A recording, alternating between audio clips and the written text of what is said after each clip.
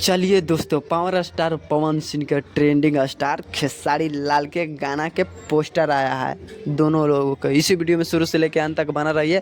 हमेशा ऐसा video new information आप लोगों तक जितना जल्दी लाने को मैं प्रयास करता हूं। पावर स्टार पवन सिंह के गाना आया है और ट्रेंडिंग स्टार खेसारी लाल के गाना आया है। जिस गाना के नाम है ट्रेंडिंग स्टार खेसारी लाल के गाना के नाम है होली गाना है। जिस गाना के नाम है तोहरे मतारी के जिंदाबाद, जो खेसारी लाल के होली गाना है। ये दूसरा होली गाना होगा खेसारी लाल के। और पवन सिंह के गाना है जिस गाना के नाम है राइट जीजा के साली पेवा।